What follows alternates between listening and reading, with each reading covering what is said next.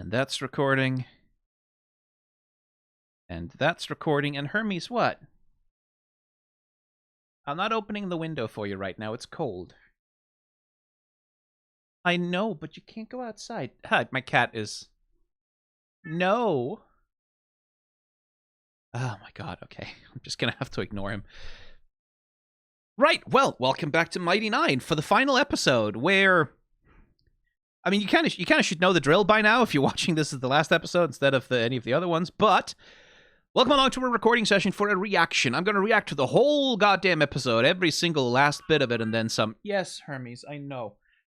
And, to do that, I'm not going to put the footage on screen for you to see, because of, I can't do that. So you're going to have to put the footage on your own screen for yourself to see, by having your own copy of it, and we're going to stay in sync using the timestamp, the subtitles that you'll get at the bottom of the screen over there, as well as a countdown from me going 3, 2, 1, go, when we need to go. And 3, 2, 1, pause when we need to pause, which is going to happen sometimes. We're going to use that. We're going to stay in sync. You're going to see the same stuff I see. I'm going to yap extensively about the things I see. And that's the way that goes. Is it inconvenient? Yes, but it's more practical for me, and that's the thing that matters. A more convenient way to watch these reactions is to be in the Discord chat when I'm recording them, which is, I post chat links to that occasionally in the community posts and things like that. Or you can join as a channel member, which will give you access to some versions of these videos that are a little bit more convenient and easy to watch if you want them. And since I get questions about this sometimes, you have to link your Discord and your YouTube accounts together in order for the bot to let you into the Discord. So if you're having trouble accessing anything, it's because you have to link your accounts. And then sometimes there's a bug, apparently, where it won't let you in, but if you change, like, one letter of your YouTube username, then the bot will be like, oh, that's okay, I'll let you in. For some reason. Who knows? I don't know anything about how much of that works, unfortunately, and I can't really help you with troubleshooting, but that's the way it works. Anyway, let's watch Mighty Nine Episode 8, which, like, I've voiced my feelings about this 100 million times over the course of these reactions already, but it really is that thing of like, yes, Hermes, I know. Where do you, what? What? Out again. Okay. He was outside my door for 5 minutes meowing to get in. He got in, he was here for 2 minutes, and he was like, and he wanted to go out again. Oh, God. What was I saying? Right, I voiced my feelings already, that, like, it's these fucking 8-episode seasons, right? They're too short. Even when they have 40 minutes in an episode, they're too short. They just are. Like, when you have to break the story into such a small number of components, it's just, there just isn't time, right? And season 1 has been entirely about assembling the team, right? Like, getting the gang together and shaking them up in such a way that they'll be compelled to continue their adventures together, which, is a component of every D&D game. And that's fair enough. But it really is a thing of, like, I'm sitting here going, like, okay, it's the finale now, but there's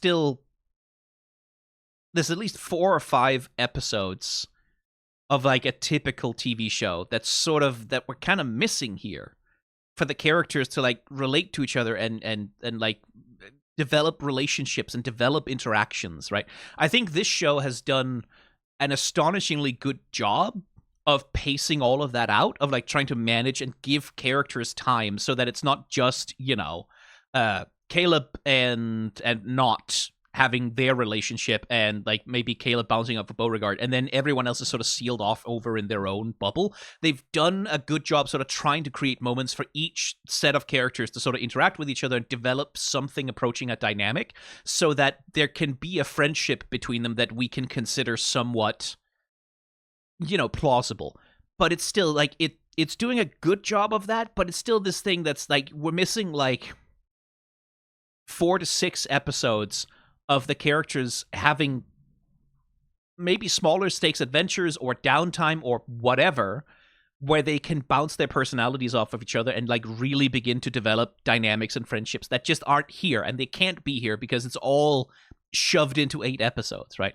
It's the same problem that a show like Has Been Hotel has, right? Like, that, which is also constrained to shove itself into this tiny, like, age of streaming minuscule mini season format, where writers and artists have to work so fucking hard to try and compress everything in. And Hazbin Hotel only has 30 minutes per episode or something. Like, they have even less time to work with. It's bad. Like, it is bad. Like, and there's some really good artistry, right? Like, there's some, all of these fucking gorgeous backgrounds. There are advantages to concentrating all of your production resources in a smaller number of episodes if you have good production resources and if you're not operating on hella crunch, right? But it is still a thing of, you can feel that the squeeze is there. You can feel that there's an airiness and a breeziness and a freedom that the show just doesn't really have to really get into the meat of its characters. And, partly it's nostalgia, right? It's partly because I am from a time when things were different, right? Like, I'm from a time when we used to complain about there being way too many fucking episodes of things because they would pad shit out with filler episodes occasionally in order to get to the fabled 100 episodes necessary for syndication, right? Like, most shows would have episodes that were just it was just kind of some shit that happened with no relevance or not really interesting or anything. Like, obviously there's problems to having more episodes as well. If you don't have enough show to fill a larger number, then, but certainly Mighty Nein is a show, no small part because it's adapted from a 500-hour D&D campaign or whatever, where you could have fleshed out 4, 5, 6 more episodes of stuff that's more about not just about building the bones of a story, because that's what season 1 here has been doing. It has only really been building the bones of the story. And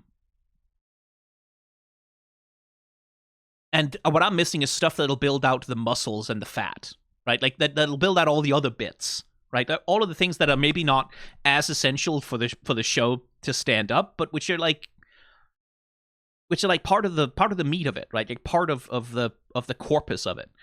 And that's missing. And it really is again, compare and contrast with Frieren. Frieren had a 24 episode first season, right? Split into cores, but it had a long first season where it was able to really slow down and spend a lot of time just having character dynamics, right? Occasionally big Sakuga bullshit, occasionally big tons of plot and shit, but that show, because it has more episodes to work with, it is able to spend a lot more time letting the characters develop dynamics and focusing on the dynamics, right? And I do think especially for a show like Mighty Nein being based on the D&D campaign, the character dynamics feel like certainly that's how the show is treating them.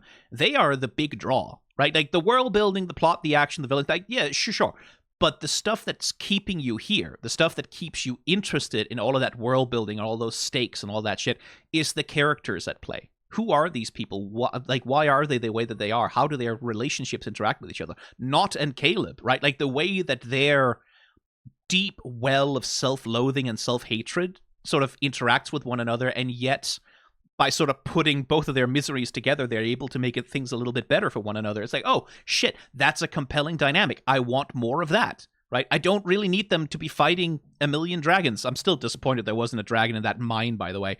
I don't need them to be fighting a million dragons. I don't need them to be doing the coolest Sakuga shit, but I do like the character interactions. That's the meat, right? That's the fucking stuff you sink your teeth into. Then you can have Sakuga as the little treat on top, right? You can have the big cool fucking action scene shit. That's the treat on top, but it doesn't work unless you've made the fucking the body of the cake, which is mostly just sponge cake shit, not that flavorful, but you put the flavorful stuff on top of it. I'm missing that, and I do feel at the end of season 1, I'm invested, I'm hooked, I'm interested. I like these characters. I'm interested in seeing them bounce off each other and off of their plot lines and things like that. I'm interested in seeing that happen. But I'm also I also feel a little underfed, right? I also feel oh, okay, we really had to run to catch all of this, right? And get all of it in there. And the show has done a good job. It's not nearly as rushed as something like Hazbin Hotel has the tendency to be. But it is, you do feel it, and it is a thing of I do want the age of the streaming mini season to maybe start to wane, and for shows for studios to invest into slightly longer seasons soon. Also because short seasons like these are so much more vulnerable. Like if a show is commissioned for 24 episodes, then you're getting 24 episodes. But if it's commissioned for 3 seasons of 8 episodes, then maybe you only get 1 or 2 of those seasons, right? Because you can cancel a show after a season in a way that it's a little bit harder to cancel a show in the middle of a season. So I don't know. I have mixed feelings going into this. I have mixed feelings. I have a feeling of like, yes, I'm invested. I'm having fun. I'm enjoying myself. I want to know more about these characters. I feel underserved by the first season. And like, I guess the remedy for that is to go watch the campaign, right? But I don't know that we necessarily have to swing to the other extreme of like, oh yeah, here's 900 3-hour episodes of a D&D campaign. Maybe we don't have to swing all the way over to that extreme. Maybe we can have like scripted, more sort of focused storytelling that's like a little bit longer, but maybe not that much longer. I don't know. Anyway, let's just watch it. Let's just see what happens. 3, 2, 1, go.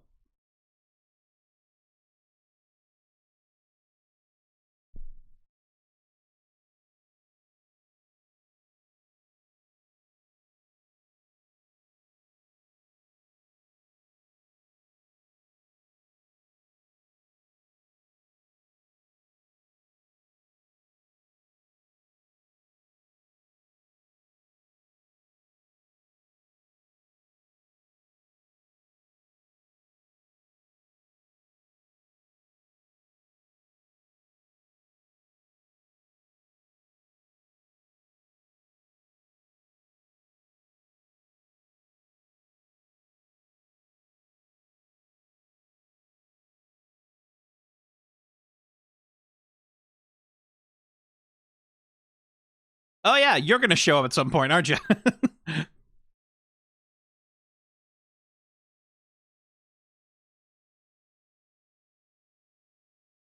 I guess she's going to come crashing into everything here in the very last episode. Oh, man. And I guess we're going to get some of her backstory before she does. The blue field of flowers, huh?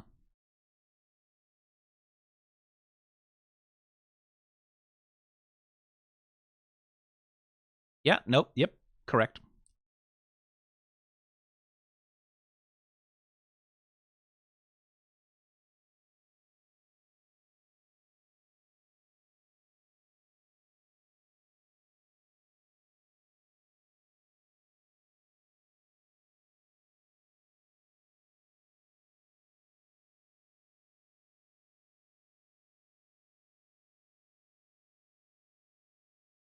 Are we going to flash cut to her just being dead and murdered on the ground or something horrible?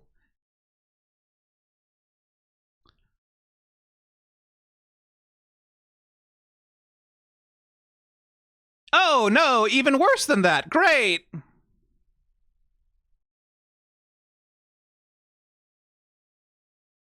Melty.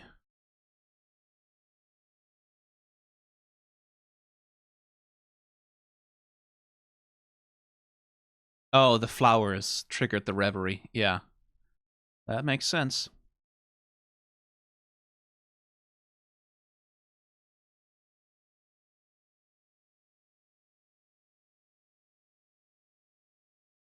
Three, 2, 1, pause.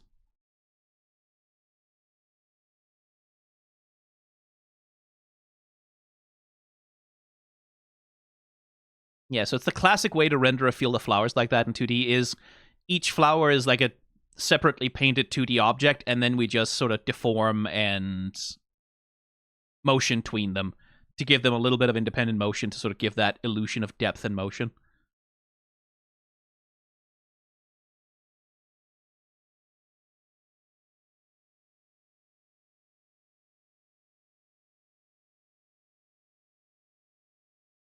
I like Yasha's character design. Again, this thing of, hey, if she's like warrior lady who's like been strong warrior leader all her life, it's good that she's actually fucking big and fucking tough and strong. Like, not just, you know, ripped, but also built like a brick shithouse, right? Like, chunky, heavy. Which is another thing I'm sort of tired. Like, thinking of Overwatch 2 right now. Just like, you know, there are more options for the level of expressiveness you can give to a body, right? Like, and how a person has used it. These melting effects, though, dang.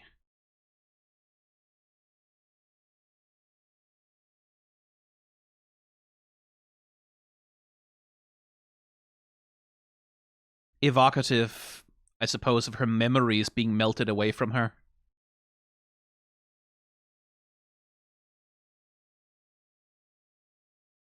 Whoa, that's gruesome.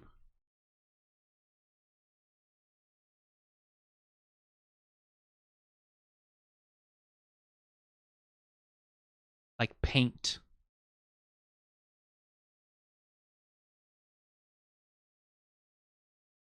Like a picture slowly being dissolved in turpentine. But also the imagery of it. This,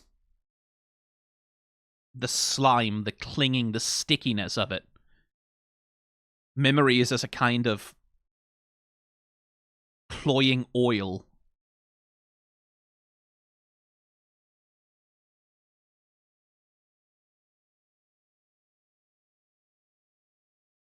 Which grief can feel kind of like that. It can feel like swimming in molasses.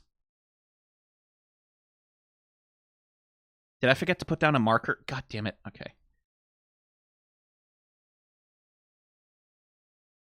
I forgot to put down an exact marker. God damn it. I'll not forget that again. We're 2 minutes, 44 seconds exactly.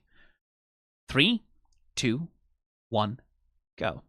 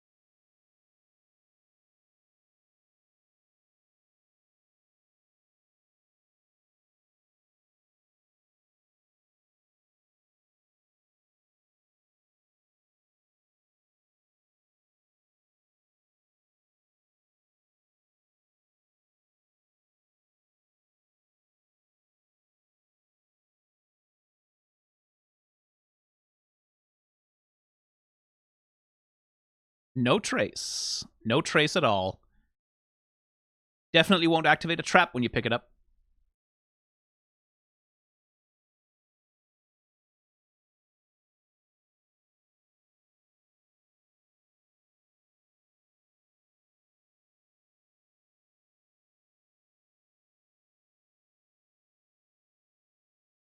Well, choice made for you.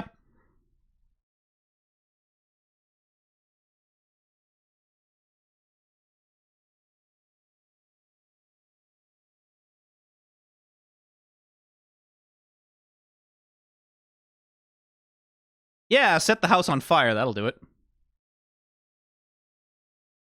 Ah, well. Montage time. I do like that. Very Ocean's 11.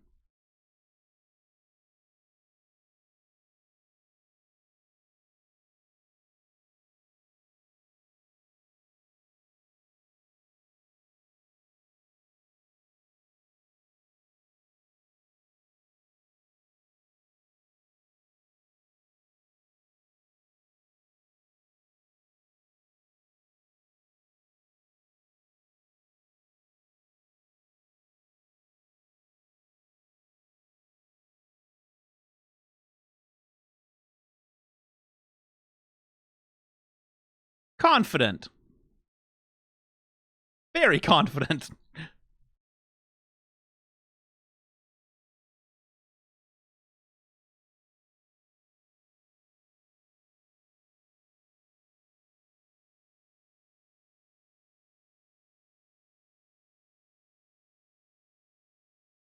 Yeah, sure.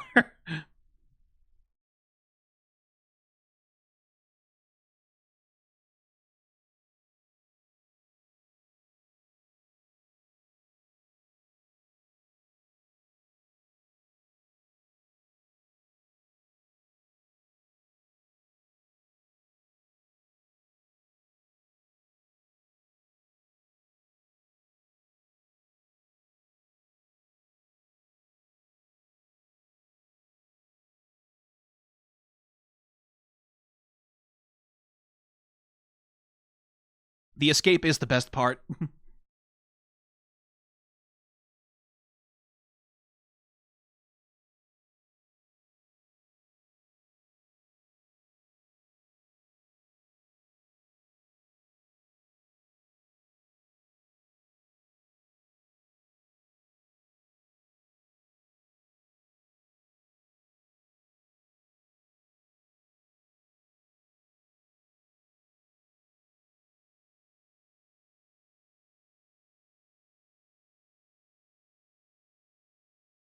Ah, back to the... Yeah.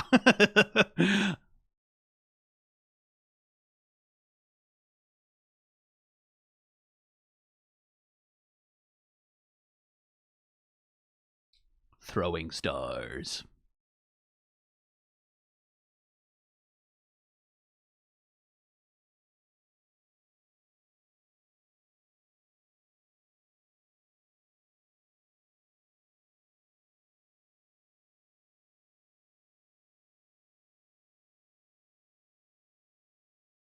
Zwei.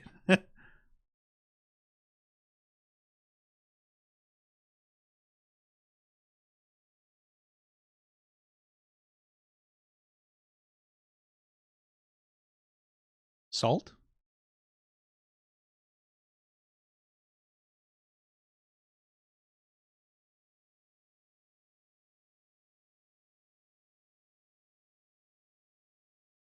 Oh, bag of holding.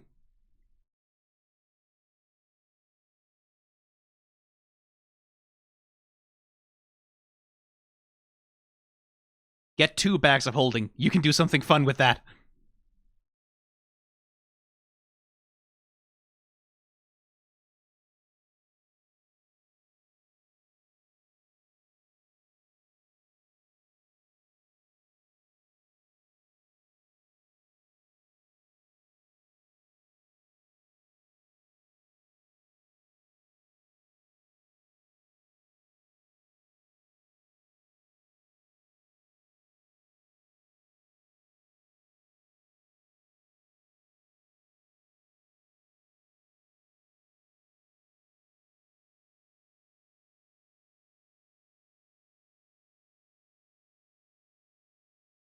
I mean, minor illusion, I guess? Well,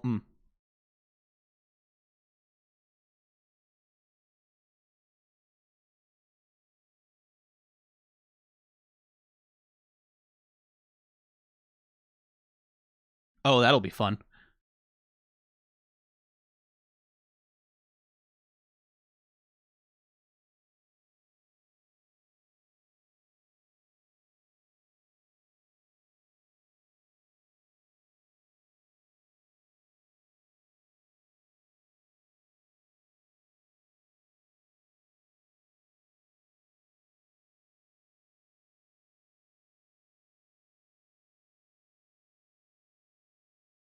So do I!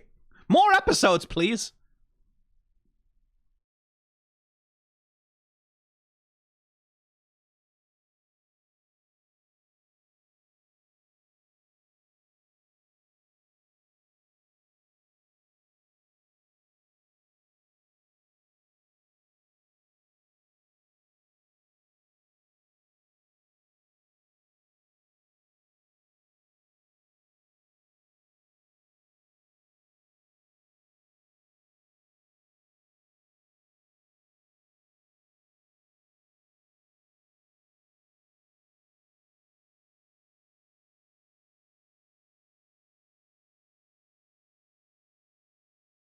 I mean, disguise self is a spell. Like, surely, come on.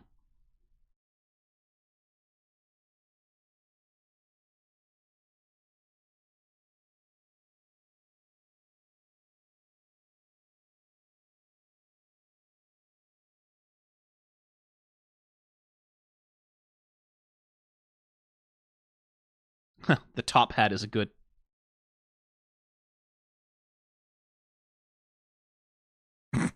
Yeah, real convincing. Her back does look good in that, though, I will say.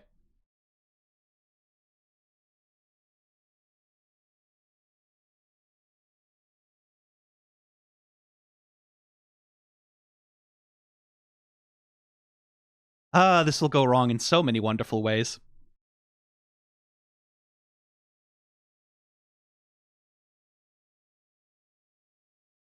Willkommen, ja.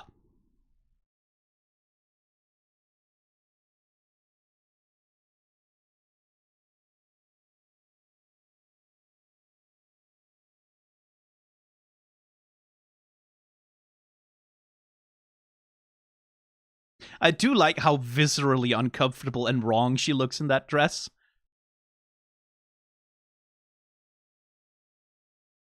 3, 2, 1, pause.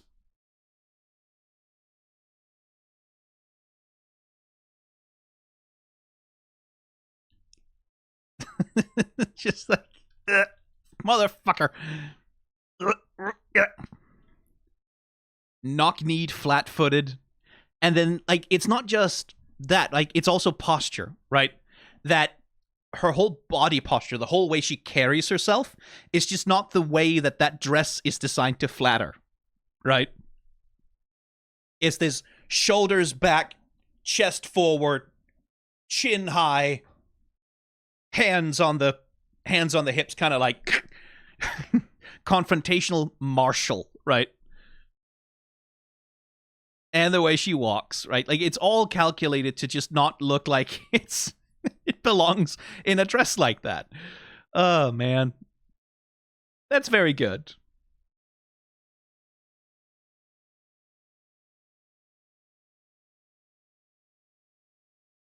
It's just like arms crossed, legs wide.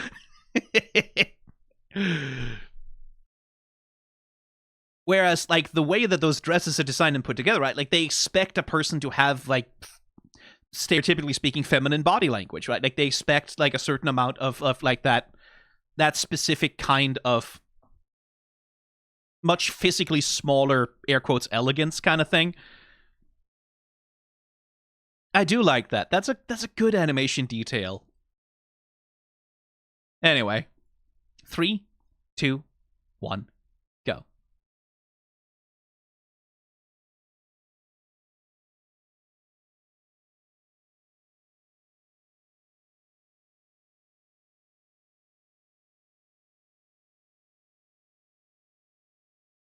That's pretty rich.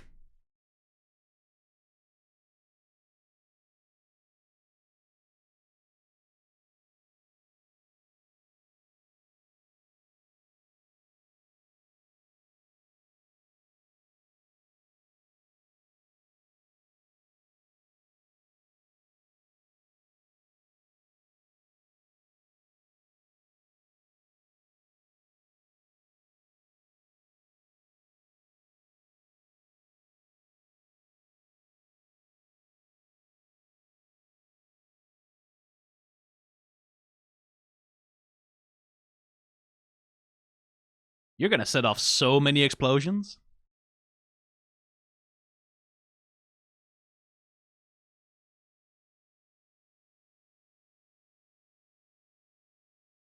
I do want the Traveler to turn up and actually be there at a critical moment. Like, that feels like the sort of situation where they ought to show up at a critical juncture.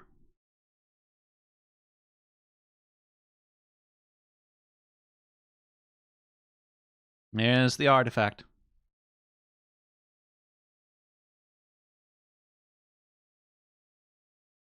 Oh, there he is.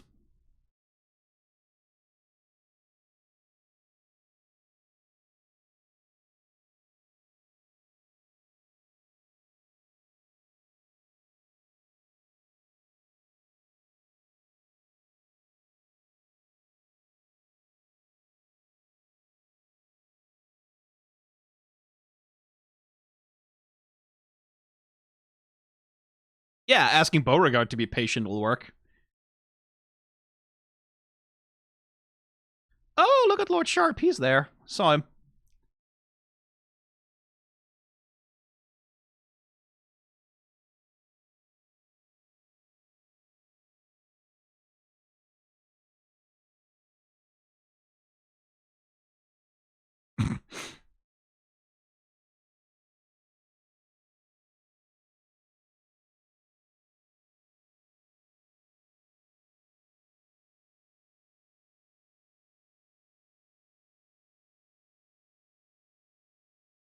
Molly is doing exactly the same thing now that he did in his introductory episode, right? Going around the circus,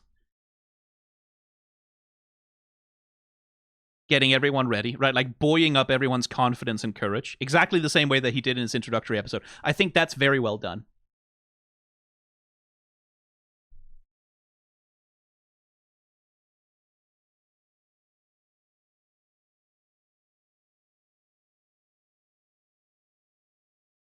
Oh no. Oh dear. Someone who knows Lucian, huh?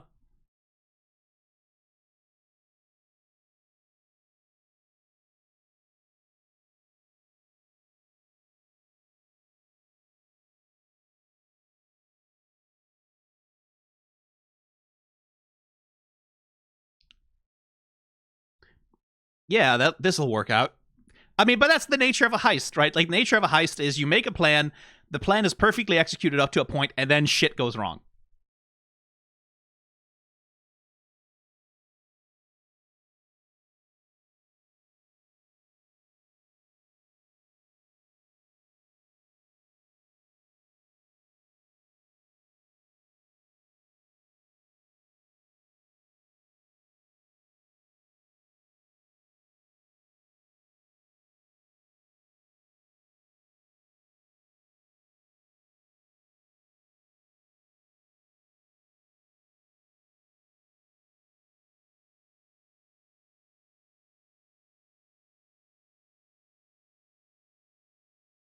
Yoing! Very video game.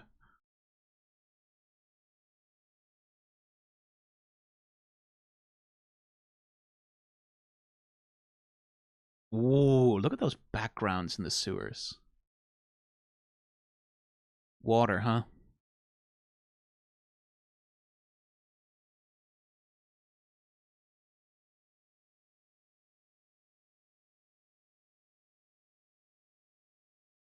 I can imagine why she might have had some negative experiences with sewers.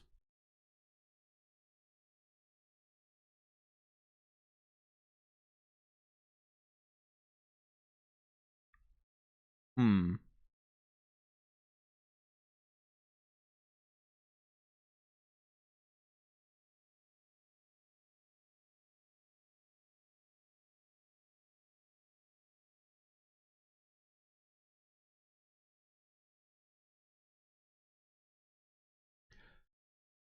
Ugh, red eyes on that rat, huh?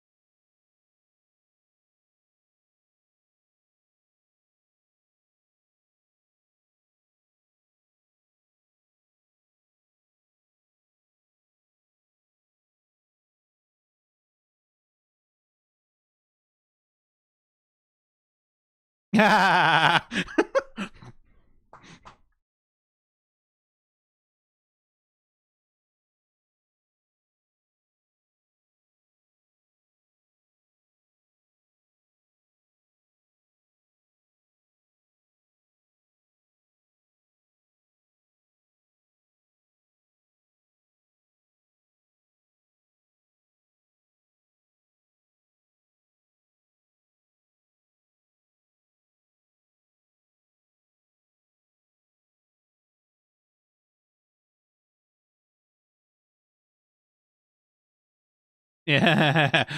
Nice try.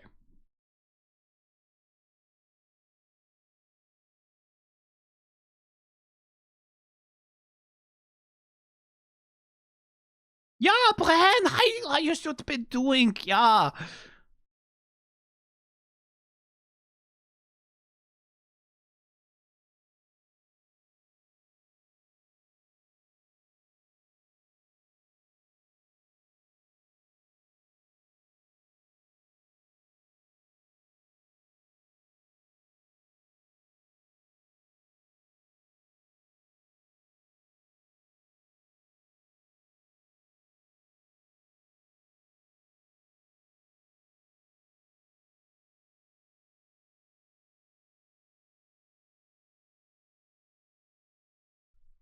I love it when things go wrong.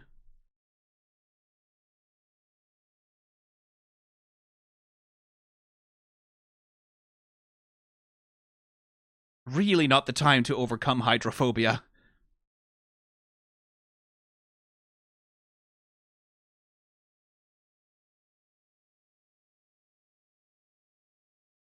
It's not cowardice when it's a phobia.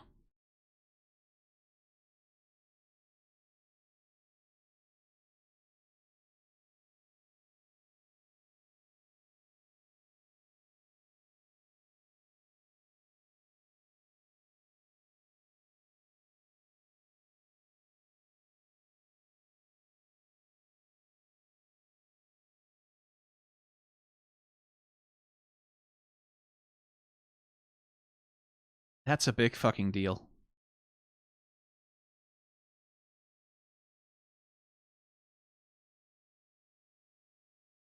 Wrong direction?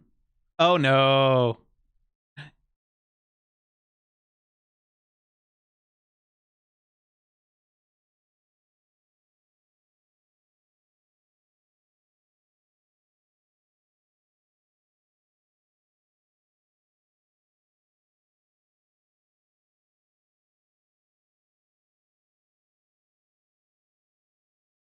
How the fuck did Caleb get in, by the way?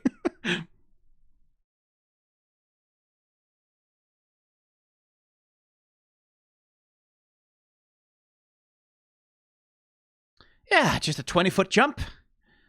Don't worry about it. Leap of faith. Leap of faith.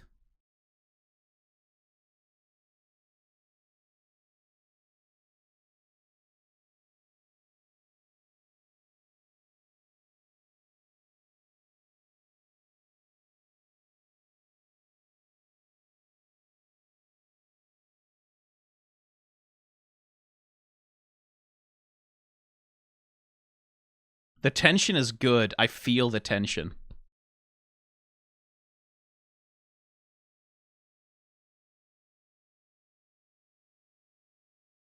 I see.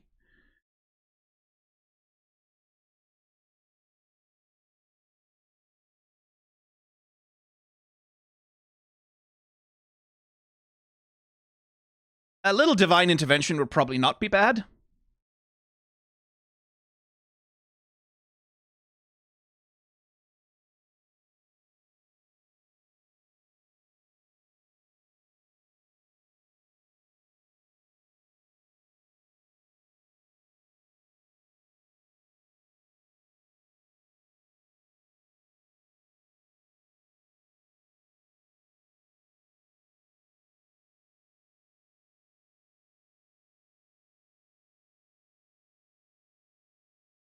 Hmm. Hmm.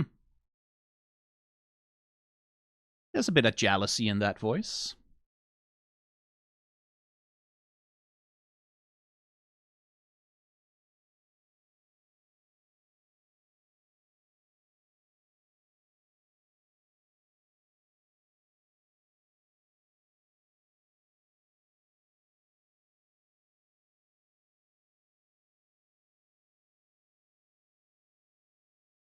Really, the way he looks, it's like getting kind of a sense of a Fey patron rather than a.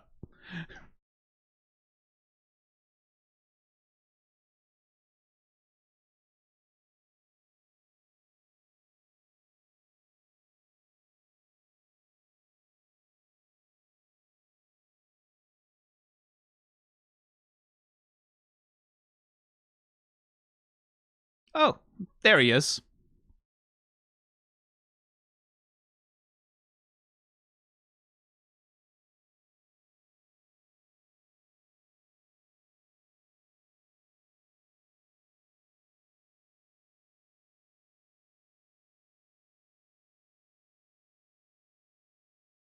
Whee! It's gonna be fun fighting in that dress.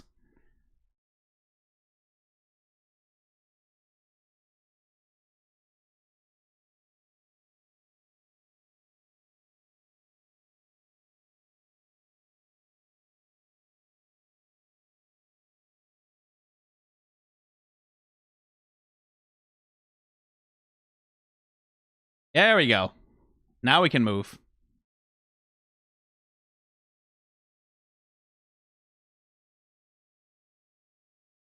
Yes! Yes! Shoot at the party! Kill someone!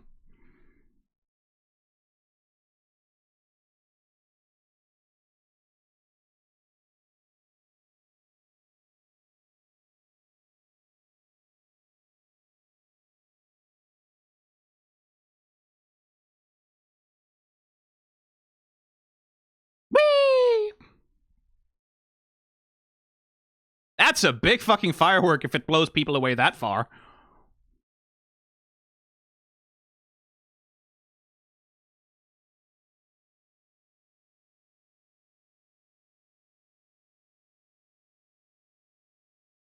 Time to vanish in the crowd. 3, 2, 1.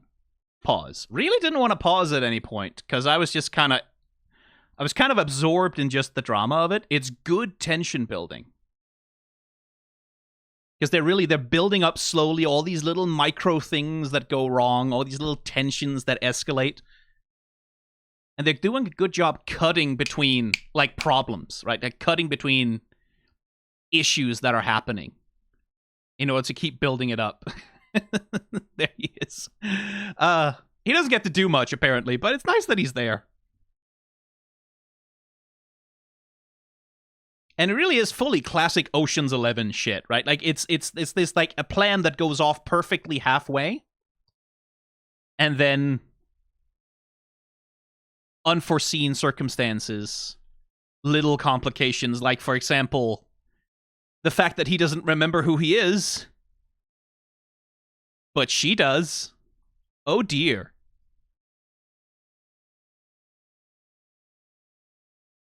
I quite like this tracking shot, this shot as well, like with the battlements and the garden.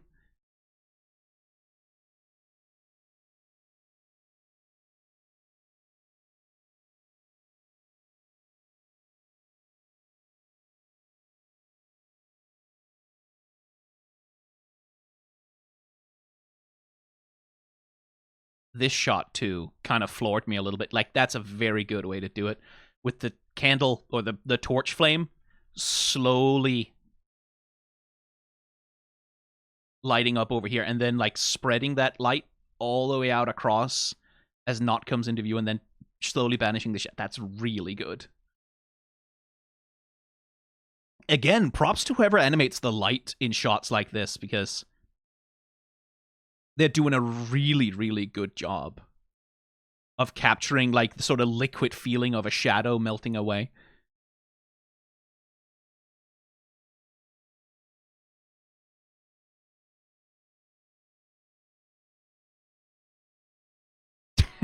Another good little bit of character animation, just how much Beauregard's entire... We talked about it, right? Beauregard's default demeanor does not fit in a dress, right? Because Beauregard's whole thing is big, chest out, wide, hands planted, everything.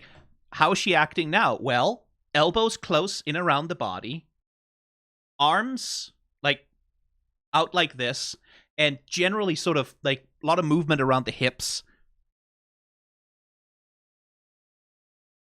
when she's playing the part. And I do fucking love that it works on her, that she can't help but be like, oh, well, actually, you look good today, huh? It's like, oh man, she hit on me. That was, like, kind of cool. Maybe I look a little high.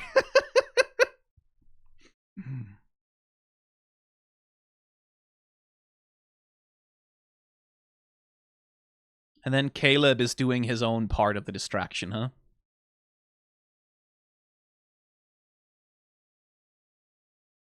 And Trent immediately like, yeah, Caleb, yeah, hello. I'm so glad you're still alive. Yeah, what if you come out and we can have a talk and maybe I could stab you or something? Just like old times, where I used to stab you. We could stab each other. Yeah, that would be good.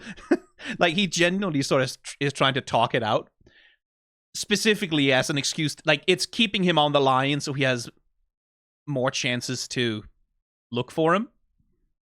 Interesting play from Ford there.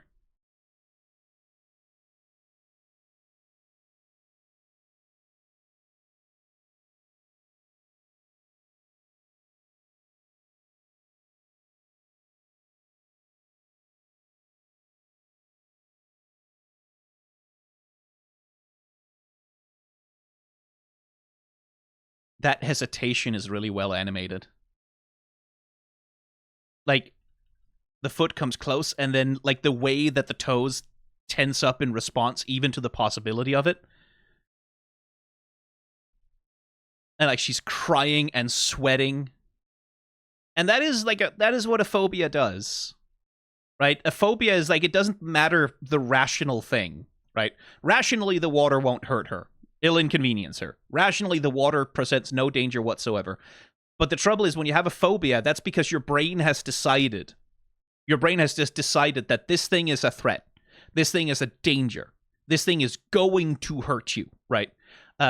Which is where you can have a grown-ass man, like basically dissolving in tears in terror of a little puppy, because maybe as a child he had an experience with a dog that attacked him that was never resolved, and that trauma has just had time to sit in his brain and grow and grow and grow and grow and grow and reinforce itself for like 20, 30 years, to the point that as a grown man, you're just like, you fall apart at the sight of a puppy because your brain has so internalized this association that thing means danger. That thing means you're gonna fucking die, right? That's what a phobia is your body believes that something which is entirely harmless to you is gonna fucking kill you.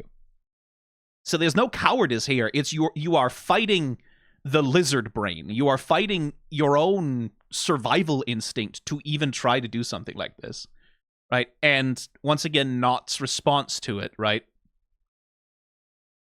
is self-blame, right?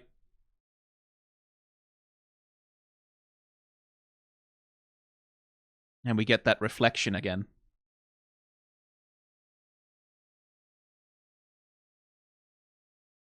And then it's the buttons that do it.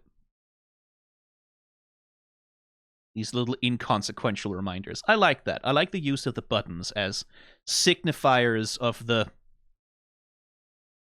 friendship and support that she has now, and that being the thing, right? Because all the self-recrimination and punching yourself and hating yourself in the world is not going to do it. But maybe that is, right? Like, maybe that can make it possible. So clasps them, right? Hold on to these fucking things, these representations of the others, and push it to your heart, and then just, like, that is enough to do it. Right?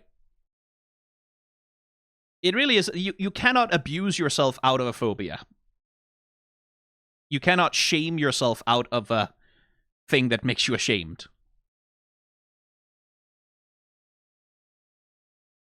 It takes another kind of force to push you through it.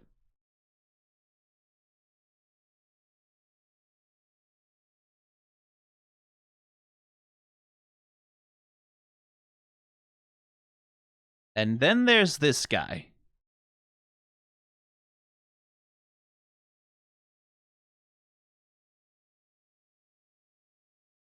Immediately, he seems like he likes himself too much. Immediately, he feels like... Immediately, it feels like he's like, oh, I chose the perfect moment. Man, this is the greatest dramatic entrance I've ever... That's what it feels like. It feels like he waited till this moment so he can have a really good dramatic entrance.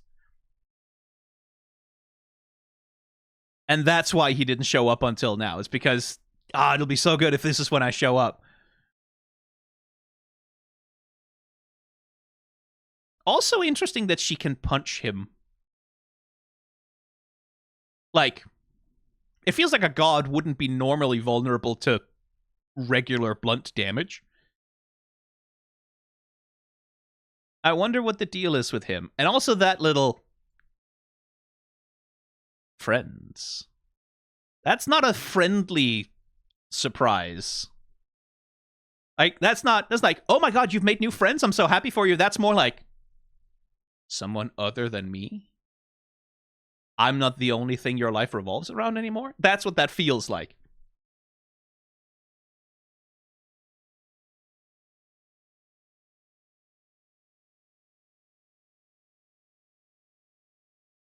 So, some sort of divinity, or certainly very, very, very powerful.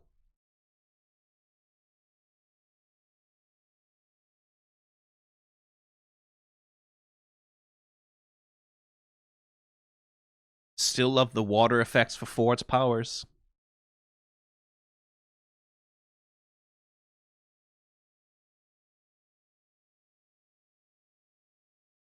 The rendering on the eye here. Look at that. That's gorgeous. Just the management of light.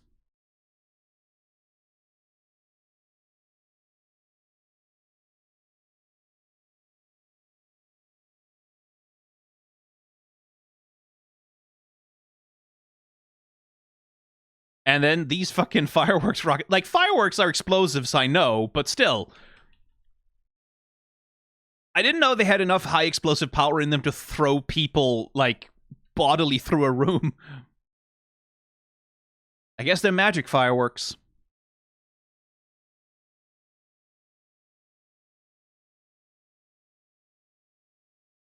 Nasty business. Okay, let's see what happens next. 3, 2, 1, go. Oh no. Don't like that card.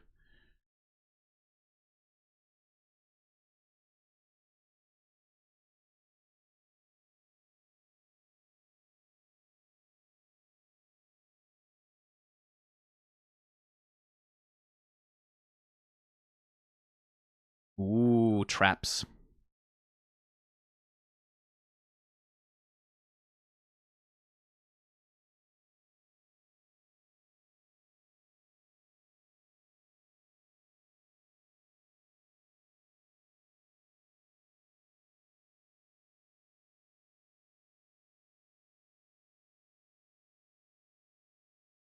Ooh, should have waited just 20 more seconds.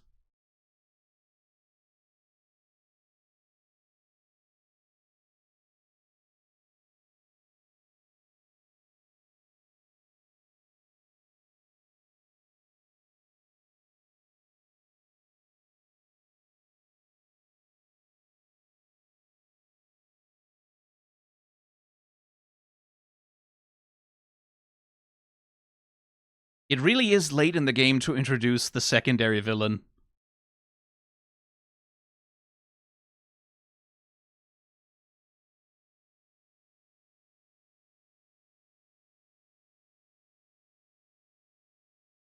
Uh-oh.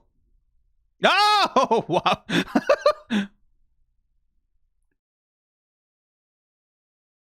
Jesus fucking Christ, dude. Learn to stand normal. 3, 2, 1, pause. It's just so fucking funny. Learn to stand normal, man. Who stands like that? Just, I'm standing normally. Oh my god. And it is a, like, you can see, like, the color all red, right? Like, he's completely disconnected from the color scheme of the whole scene, just like, because he's fucking Darth Vader posing over there. Fucking Darth Maul ass. Stand normal, dude. Who stands like that, like, straight up, just staring? And even here, like, they still, like, he's gonna break out of it, right? Like, but even here, it's still fucking... It's still Darth Flame Hands reaching out from the shadows. Oh my god, dude. Very sweet hug, though.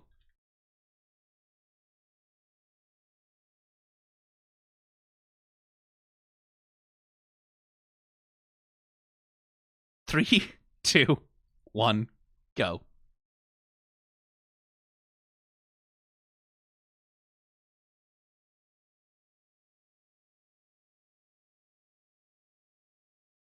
Where's Ford, more importantly?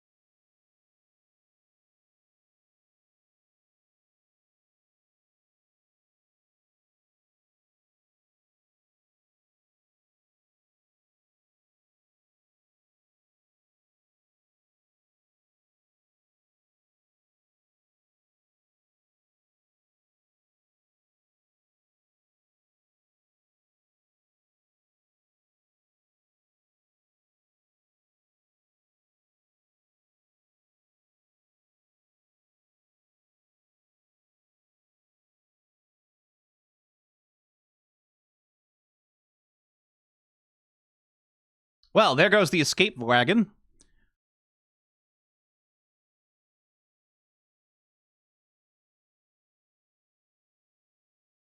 And I. The death card did promise change, didn't it?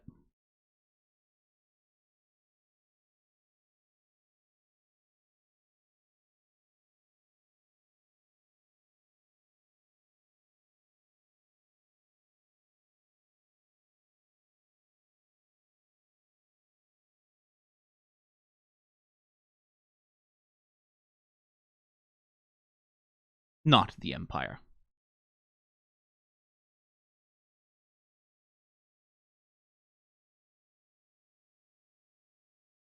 Yeah, sure.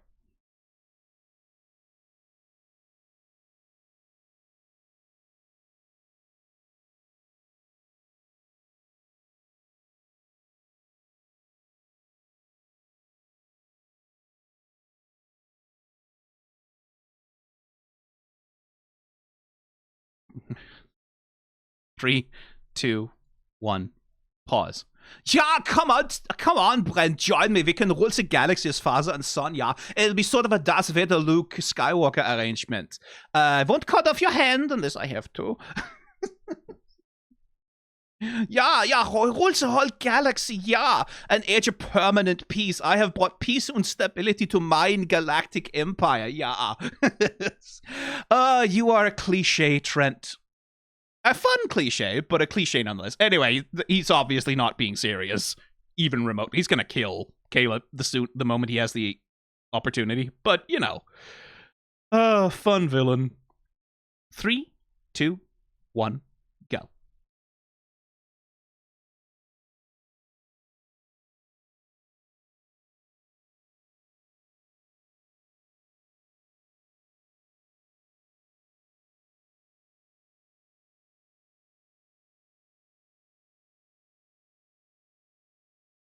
Stab him with a knife. Stab him with a knife.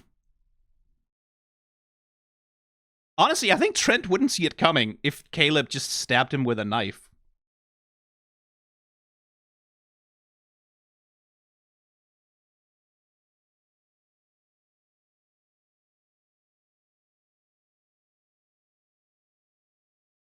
Hey, Essek. How you doing?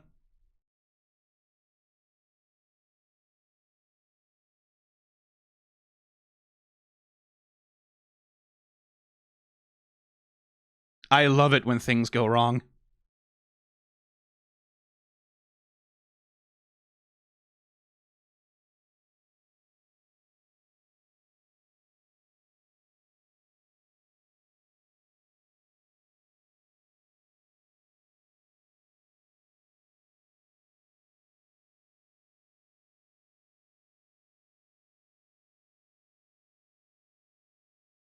I hope you've learned fly, Caleb. Or you have a featherfall token. That'll work too. Established in episode 1. Very good.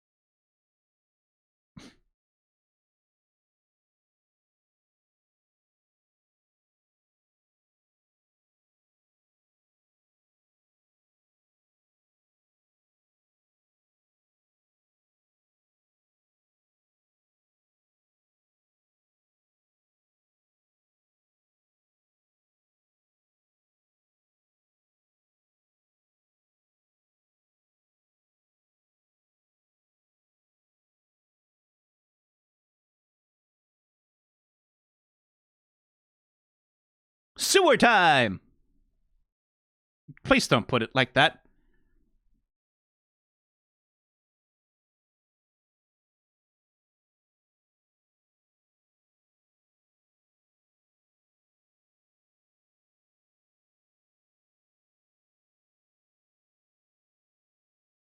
The cards are interesting here.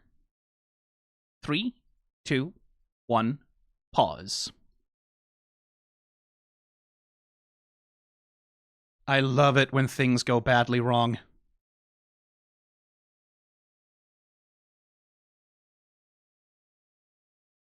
Because, yeah, of course, like, we knew that they were coming, right? Like, we knew that they were sending their whatevers to try and recover it.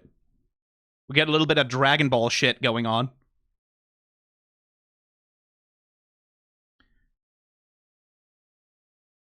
And, of course, they show up at the literal least convenient time. Not that there was a convenient time. So you have this collision, right? Like, it's, and again, it's a classic Ocean's 11 shit. You have this collision of 3 separate agendas being carried out by like 4 separate parties, all sort of colliding in one chaotic moment. And hey, they have the artifact back. Well, that means all the problems are solved.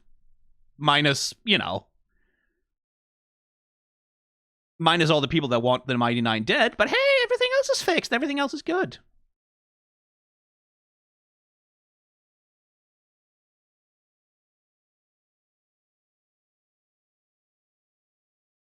And it's a good way also to demonstrate, like, because at this point, no one has a chance against Trent, right? Like, that's sort of the can is, like, Trent is at a power level. We need to level up a little bit our dear party before we actually go to confront BBEG. So here's an opportunity for him to show off just what a motherfucker he is.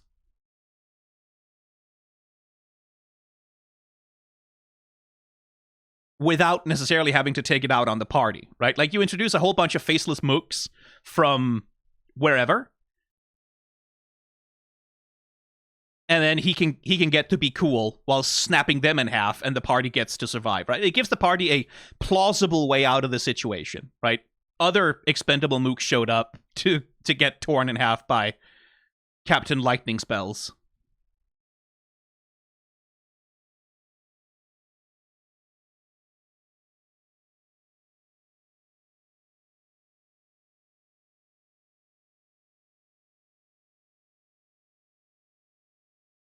And one assumes this is Essek, although, well, who knows?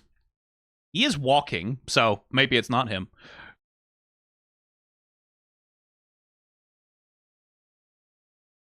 Oh no, wait. That looks familiar.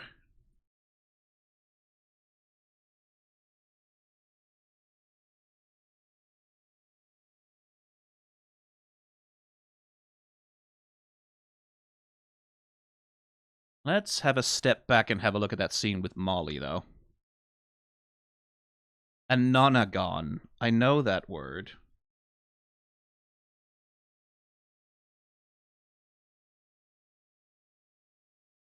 Right, it's a dice. It's a fucking... He's a dice! He's a 9-sided die. It's a fucking... Oh my god. How many sides does the relic have? I don't think I've ever counted. It has 12. Yeah, that makes sense. It's dice. It's fucking dice. Oh my god. Mercer!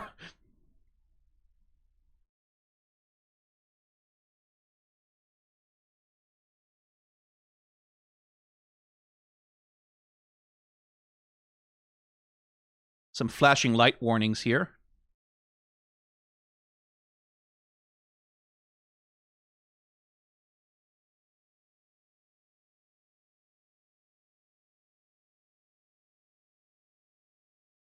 Does he just, like, vaporize her? Is she just gone? Is that all? It's just, like, we introduced this secondary villain with, like, evil laughter bullshit. She's fucking the side plot to recover the compass and all that shit, and then it's just, like...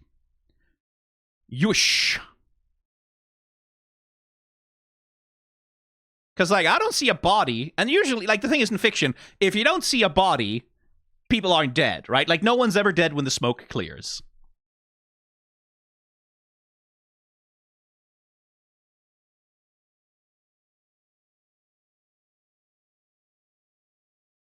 And then there's the deck, right? So,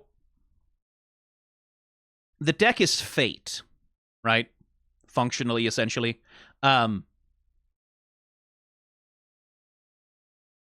That's what it, as to him as a fortune teller, the deck is fate, right? So at this moment,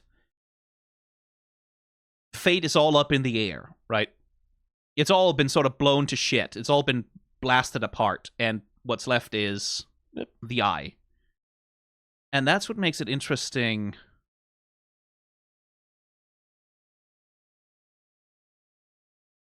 That what Jester does is pick it all up and put it back together, right? Give it back to him. Give his fate back to him.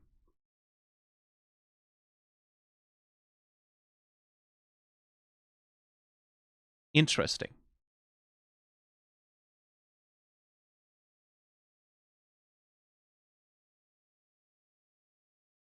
And I like his expression when he snaps out of it, like, whoa. It's like, it's a combination of, like, horrified, but also kind of like, whoops. Slightly awkward, right? Definitely a profile picture.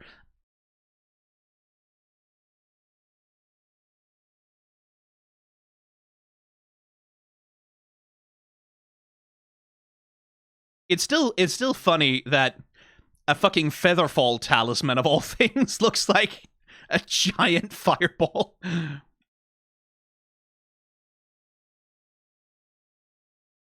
But damn if they don't animate it well. So dramatic when all of it actually is like, it's just like, whoa! That's all the effect is. But so much light show. Very wizard.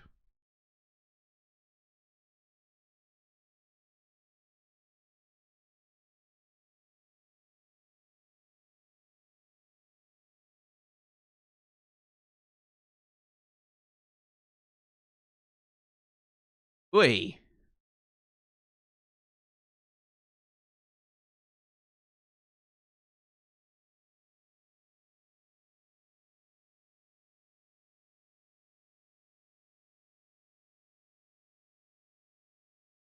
Everyone into my hole. That is such a fucking... That's such a fucking improvised at the table ass line. uh...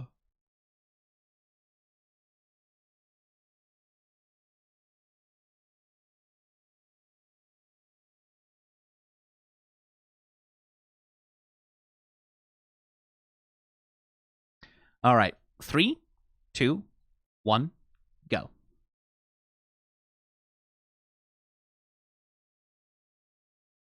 Oh, hey, you're still not going to get to do anything this season, huh?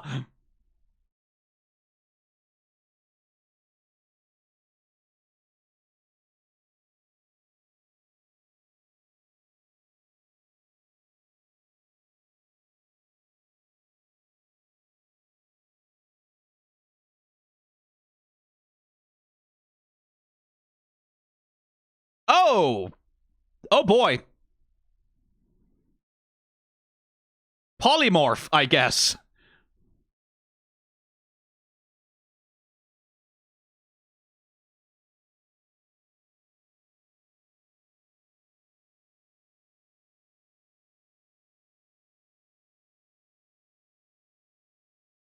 Just escape with the fucking relic, man.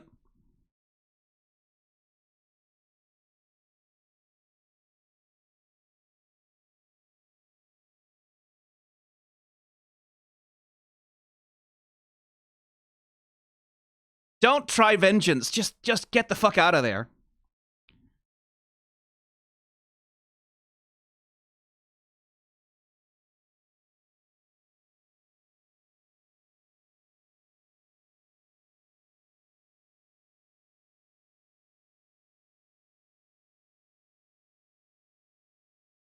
I do want to take a closer look at that transformation sequence.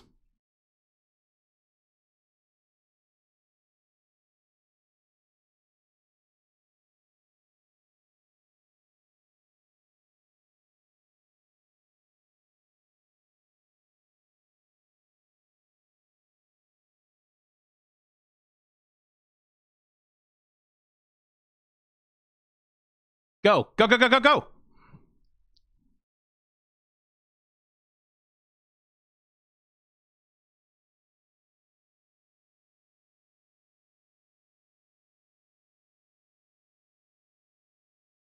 Ow.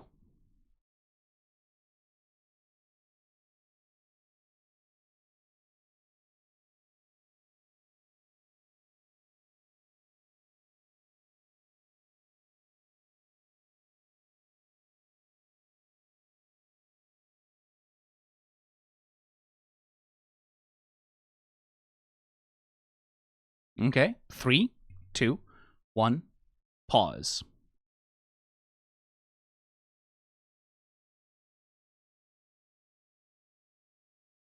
Oh, the VFX animators are having fun.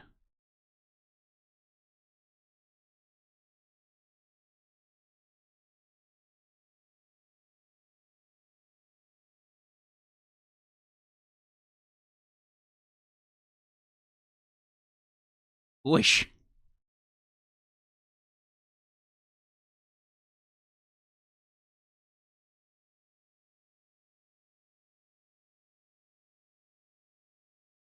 Ugh. The little streaks of blood just, oh, boy. Squished. Like a bug.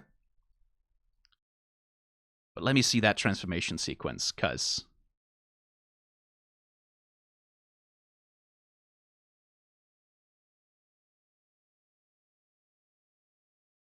That's fully on some Howl Pendragon shit. That does not look pleasant.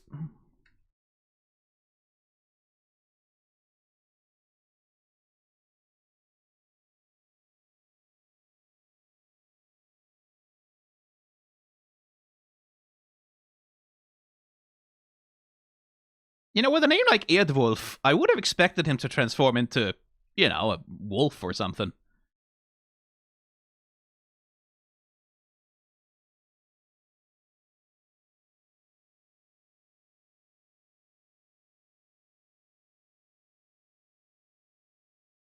Seriously, dude, just fucking, like, either use the relic to fuck him up or leave! Just go! Jesus. You wanted revenge, did you, Essek?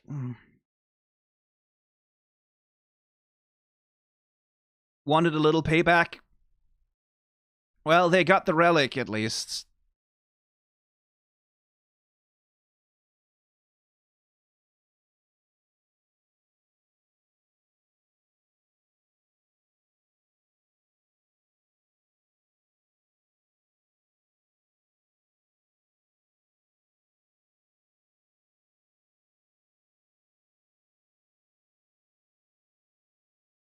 Sorry, I couldn't help myself. I just needed a little... Just, you know, a little catharsis. Just a bit. Just the tiniest bit of catharsis.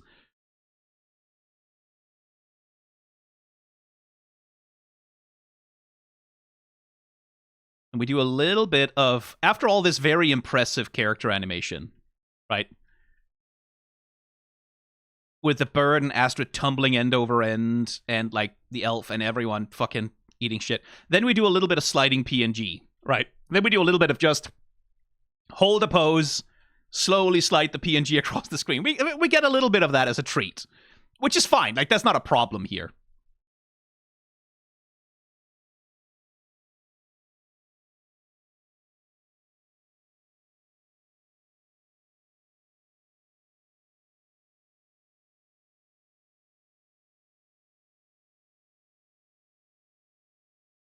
That looks very nice because like it's not like a kaboom, it's not an explosion, but it is like you can see that it's this escalation of pressure, just like just crunching the ground with force, and you can see the expanding. Oh yeah, this is animated on a different animation cell over the background. Again, quite satisfying. Just their friend, just like ground to a fine paste, chunky marinara sauce. But hey,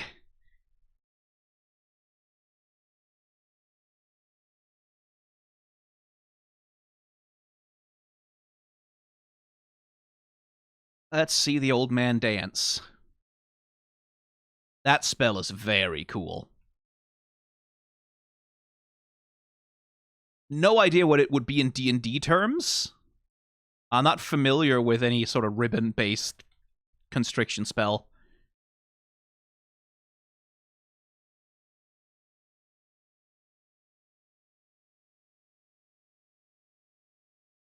This bit here is really cool looking. Like the way it catches.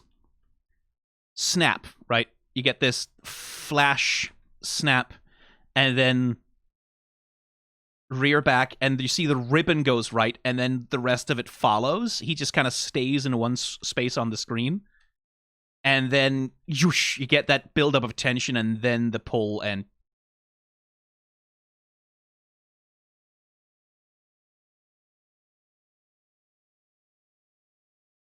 didn't think Essek would move against you, did you? I do like that Trent had that miscalculation, right? That he did not think Essek would ever have the stones to actually nut up and do something. So he wasn't ready for it, right? Because he thought Essek was cowed. He thought he had power over him.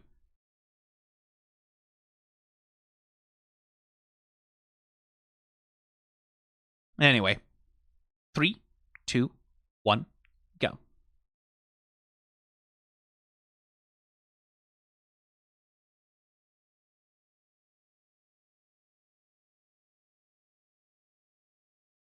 Which, all else being equal, is better than Trent having it.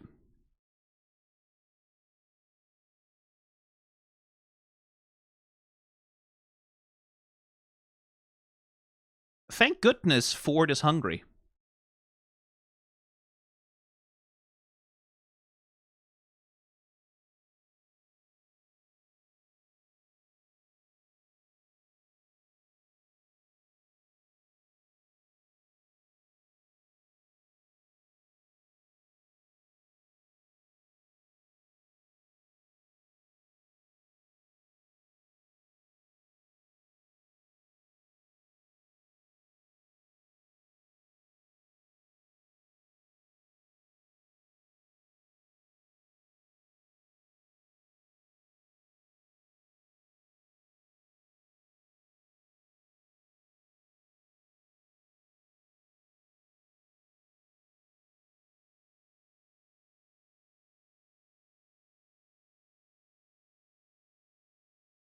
Oh.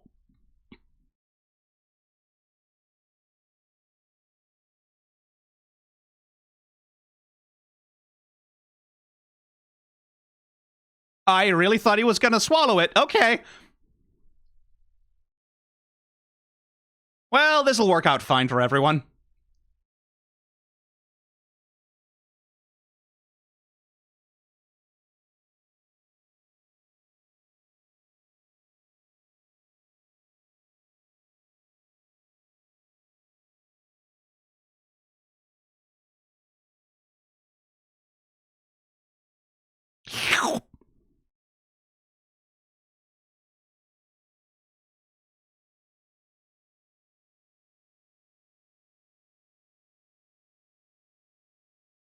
Ugh. That's a way to go.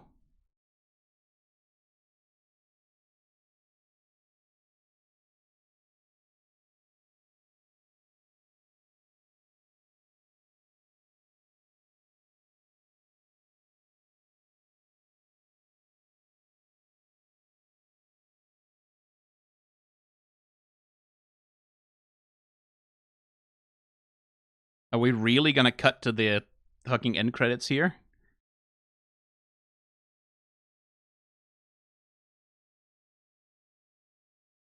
Oh, we really are.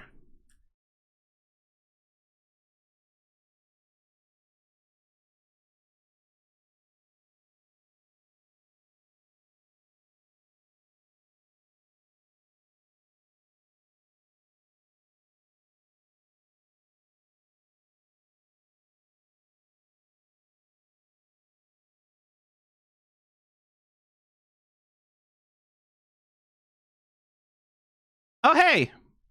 Someone just broke free.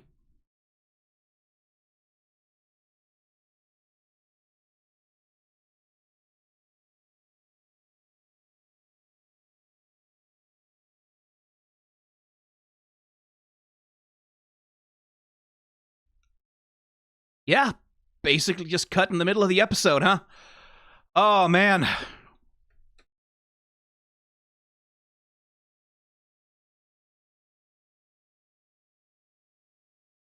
I said it at the start of the episode, right? I said it at the start. They're not going to be able to finish it in a satisfying way, and boy, was I right! That's cutting in the middle of the episode! Jesus, they have to be confident that they're going to get another couple of seasons then, because...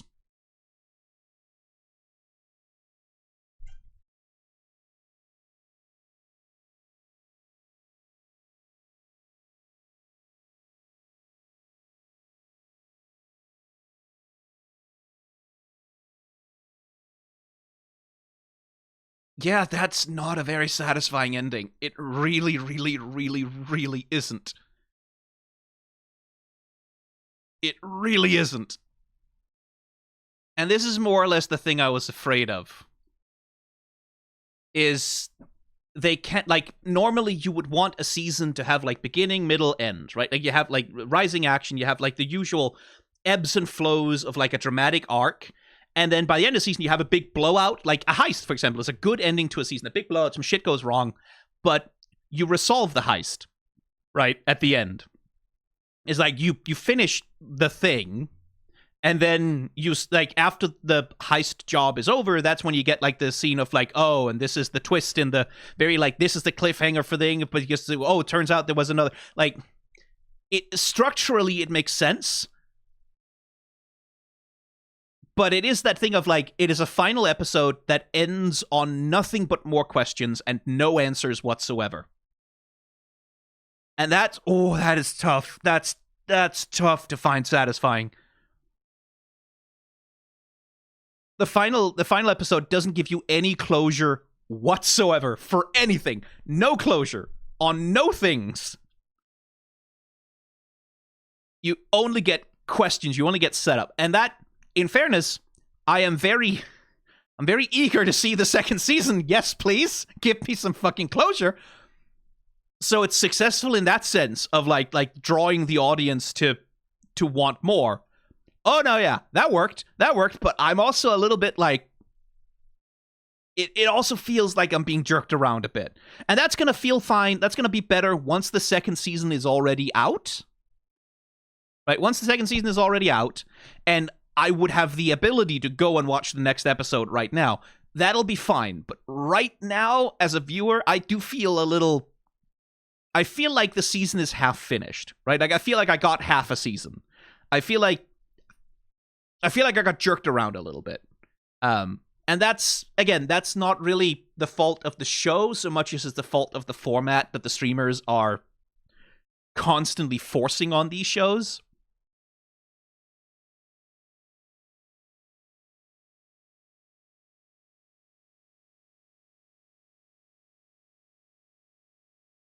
small seasons lead to more gaps between seasons, leads to more years of getting users to subscribe. I mean, that's more or less the business model, yeah. Because the streamers only care about subscription numbers. They only care about how many people are signing up to the platform, how many people are becoming recurring spending for us, right? Like, that's the only thing that matters to the streamers.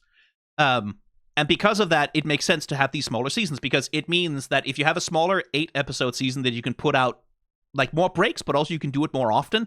That means more often you can say, hey, this thing, we have a new this thing, we have a new this thing, we have a new this thing, we have a new this thing, we have a new this. Like, we have a new of something, right? Because that's the only thing that drives subscriptions, is when there's something new on the platform that they can advertise that drives people to subscribe.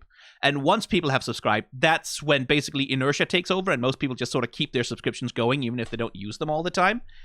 And it's frustrating, right? Like, but it's economic incentives that shape this shit. And that push things to be this way. And it leads to moments like this sometimes. And, like, again, the advantage that this has is that they can at least point to the campaign and be like, if you want more with these characters, if you're really desperate to see what happens next or want more or whatever, there's a campaign available. You can get into that. Like, there is other content, like, theoretically out there, in a way that there isn't for something like Arcane, for example. Well, there's League of Legends and stuff, but that's not the same as, like, Arcane is an entirely separate thing. Yeah, like in anime, you can go read the manga. Yeah, like as someone points out in chat.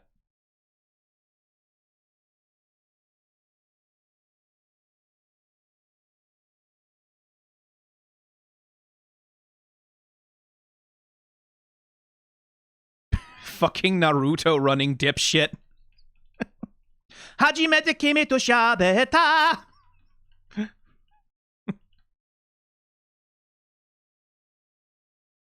I can see smaller seasons allowing for more different shows to run concurrently. Does it don't see it happening, however. Yeah, that's the thing.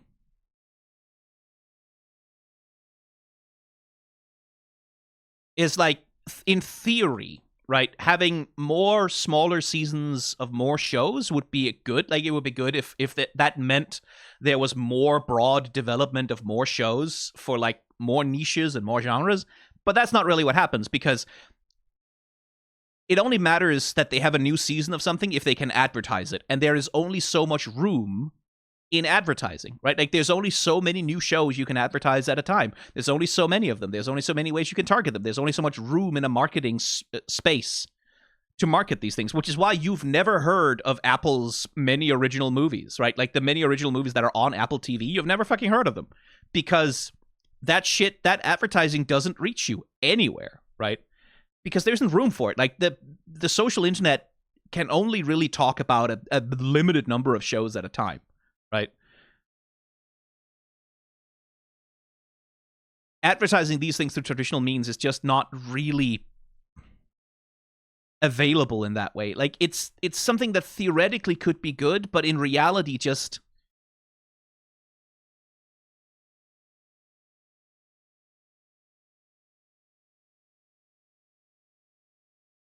really need Caleb to take Dispel Magic at some point, by the way, because That was like, that Darkness is like a level 2 spell. You need to pick up Counterspell, Dispel Magic. Someone should take Daylight. Like, come on. How are you building these characters? Honestly, it's suboptimal.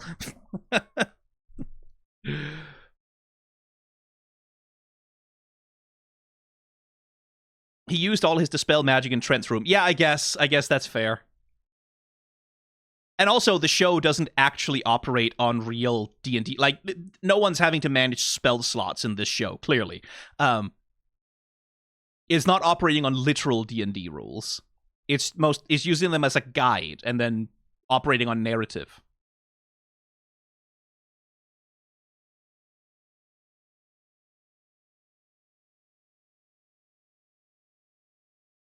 So yeah, I am sitting here feeling like, where's the fucking rest of it? Where's the, like, this is not a complete episode even. This is not even a complete episode. There isn't really a full arc to any of this. I am feeling a little jerked around, and it's like, it's hard to sort of get myself away from that. And Yasha here being introduced, right? Like, she does a thing, she picks up the artifact. Whoa, hey, her big conflict is now gone, right? Like, it sort of instantly disables the source of conflict, which was like the mark that mind controls her or whatever.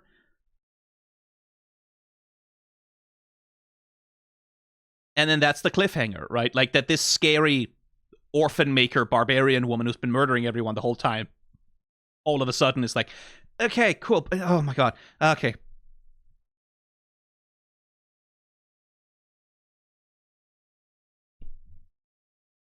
Yeah. It's hard. Like, because everything that's here is good. It's all good, right? Like, it's all good stuff, as we've been talking about for a long time now. It's all good stuff. The heist is really well executed. Like, the stakes, the escalating tension, right? Like, the constant escalation of problems and difficulties. And, like, twists happening and unforeseen circumstances sort of cropping up to complicate matters. That's all really well executed. Like, it's tense, it's effective, it's like you're rooting for the characters, you're interested to see what happens, and then it can't finish it.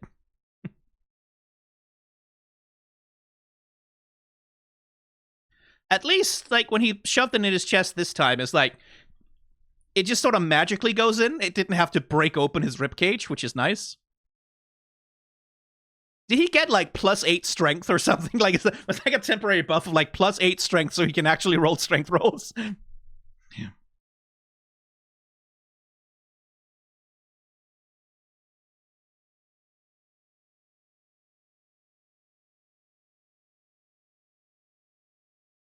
Again, they make a point of having the little reflective highlights in the eyes so you can see where the eyes are.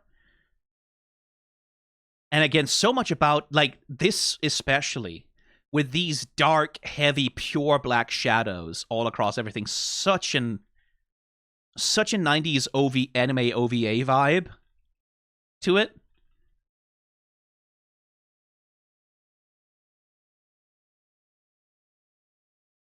In the campaign, he only got control water. Oh my god.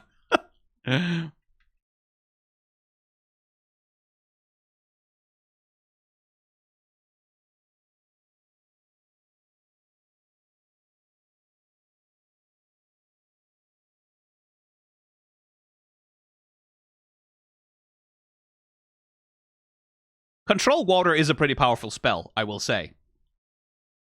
If you use it right. And I guess he was controlling water right out of that poor guy. Just, that's... You need water inside of you to live, you see. And if the water gets controlled somewhere else, oh no. That's not good for you at all. He never used it? And I know you can't use control water like that unless your DM is very permissive, but...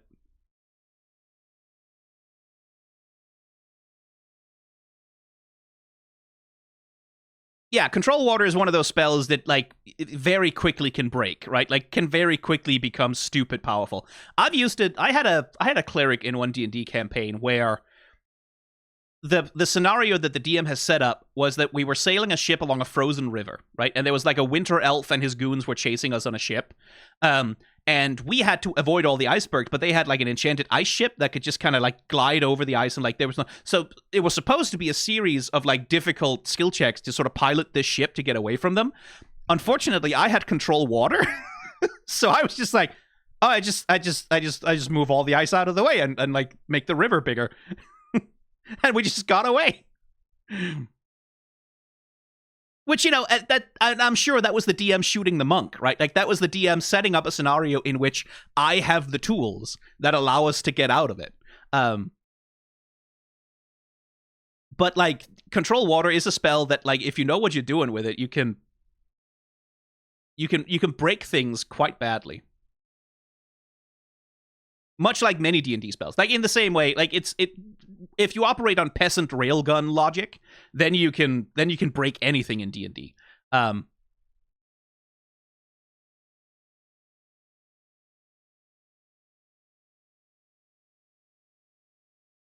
it depends on how permissive the DM is with like the spell effects and things.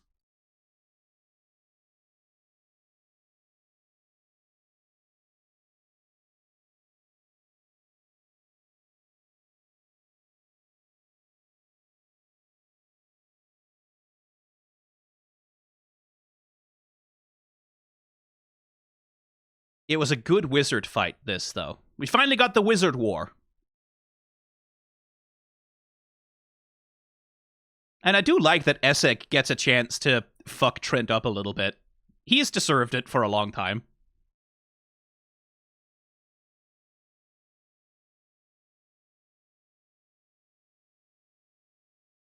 And it makes Essek something other than just like a little mama's boy who gets owned all the time, right? Which is like, that's been his role so far, is he's just kind of been a goober who keeps getting owned over and over again. Now, having had to grow up a little bit, he gets to get some of his own back. Which is nice. I mean, God knows what Trent is about to do to him. Probably a lot of torture. But you know, he got a little bit.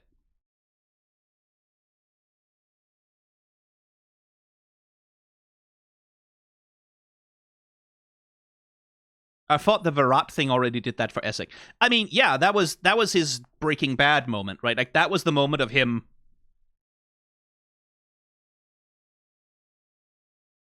you know, like, fully surrendering his ethical concerns, essentially, right? Like, betraying his closest friend, someone who's been nothing but lenient with him.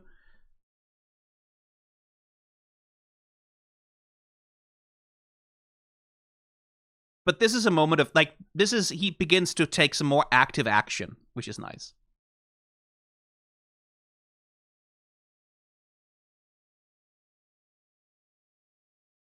It really is fucking... That Elder God just shows up at the most inconvenient times, right? Anytime Fort needs to be doing something else more important, it's like, hey, I'm hungry! Eat something! Consume, man! I have the munchies, dude! Eat something! Nom nom nom nom nom nom nom.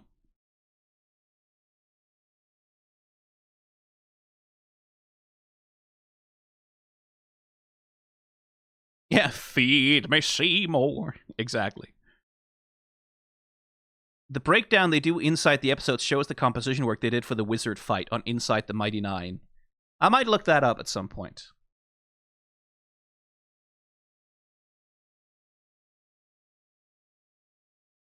But yeah, like, oh. Fun heist. Some very fun moments, especially. Fucking Darth Caleb lurking outside the door.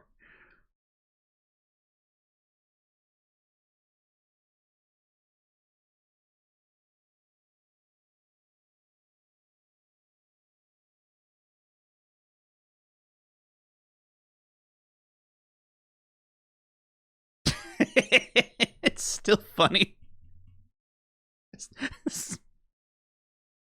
Oh my god. Never went to standing normal school.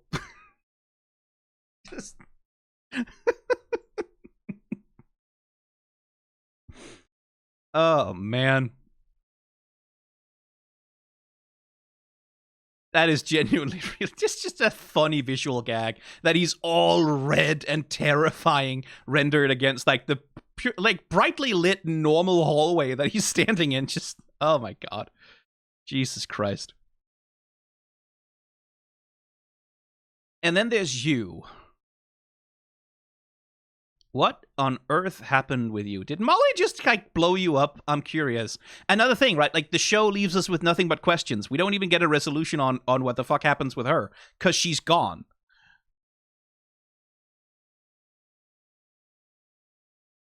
And then it's over. Then it just stops. Oh, man.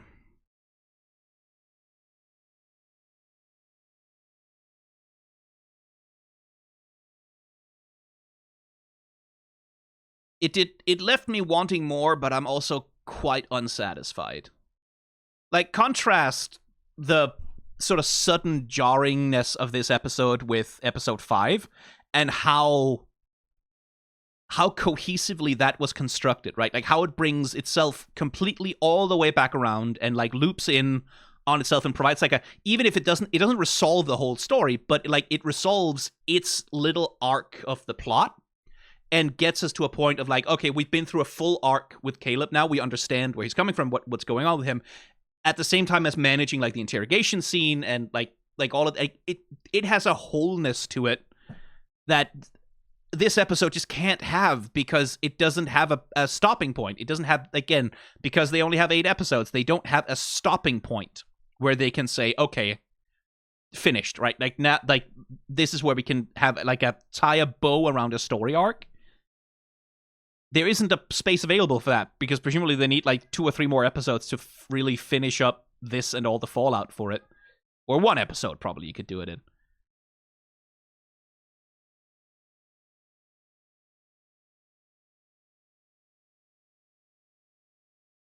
Let's spend about an hour doing some IMDb. Nobody had better have a fucking credits list that long. Now, I think... Did I look up Amy Carrero already? I think I did, right?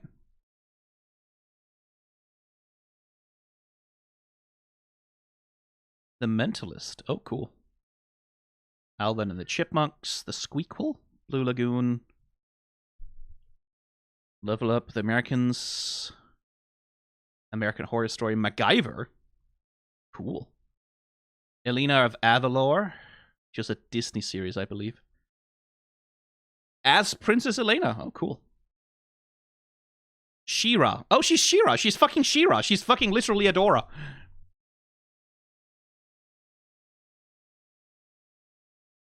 I might have looked her up already, but I don't mind rereading. And she was in The Menu, which is a pretty good film as far as I remember. She did one for Legend of Vox Machina. She shows up on Critical Role as several characters. Okay. Date Everything, Your Friends and Neighbors. Yeah, okay. Let's see. Have I looked up April Winchell?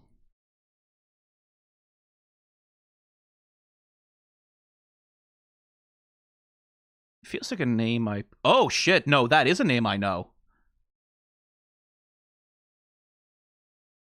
That is... Oh, we're going to be here a while. Oh, my God. This goes back to 1973, where she provided the voice of Connie in a show called Kid Power, Yogi Bear, and the Magical Flight of the Spruce Goose, and voiced Mrs. Herman in Who Framed Roger fucking Rabbit. God damn. And then from there on, Darkwing Duck, Tom and Jerry Kids Show, Goof Troop, as Peg Pete in Goof Troop. Did voices for Droopy, Aladdin, Bonkers, Sonic the Hedgehog, the original 1994 series SWAT Cats, Around the World with Timon and Pumbaa, The Mighty Ducks the movie, Gargoyles, Quack Pack, Toonstruck, Earthworm Jim, Mighty Ducks, more of it, yeah.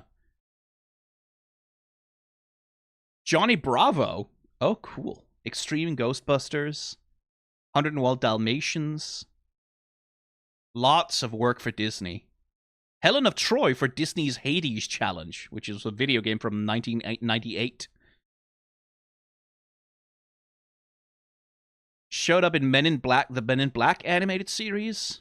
In the original 1998 Baldur's Gate, she had a voice. Mickey's Once Upon a Christmas, Alvin and the Chipmunks, Buzz Lightyear of Star Command.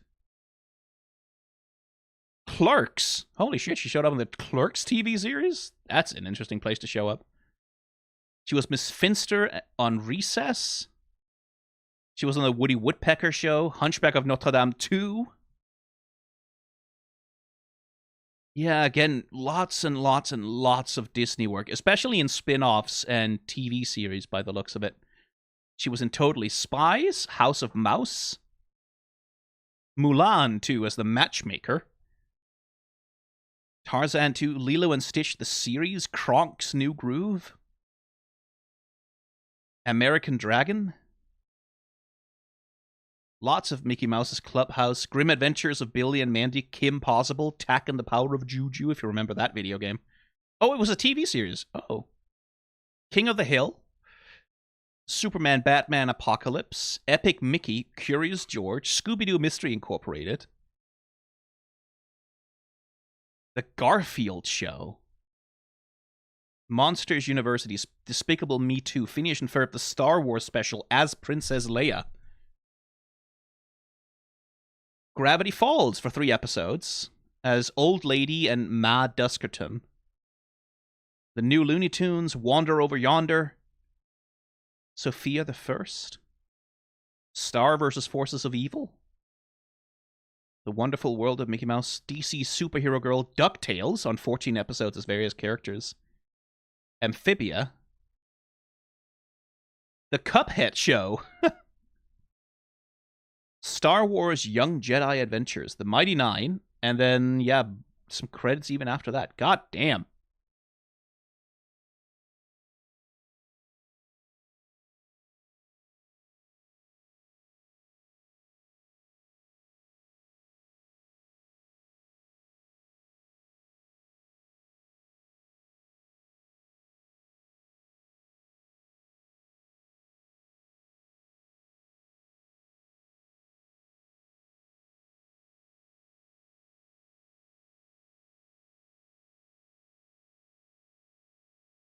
Edge Animation was responsible for this episode.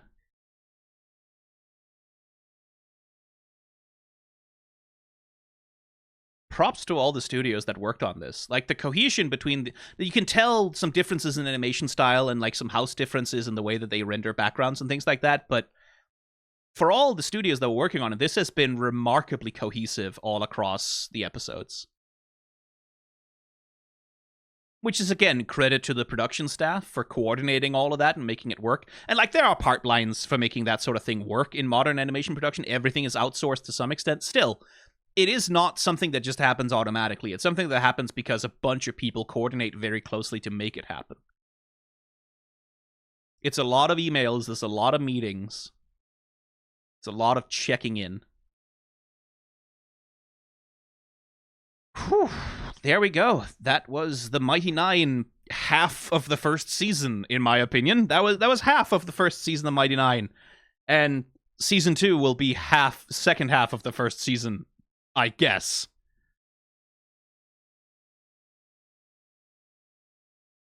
Cause yeah, they didn't finish it. They did not finish the season. Not their fault, but it was not a finished season that got finished.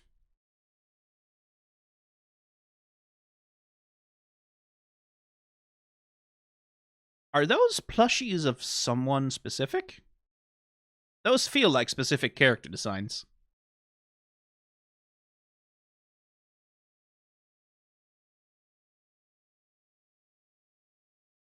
Cash and Zara. Yeah, so they are specific. From The Legend of Vox Machina. That makes sense as a little Easter egg.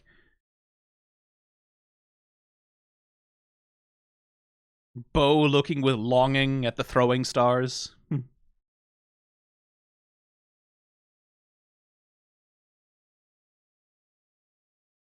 That's another thing that made this feel a bit unfinished. Is like, they went to get all this magic gear and stuff, and then, like, most of it didn't come into play. Like, the bag of holding, for example, never came into play. Like,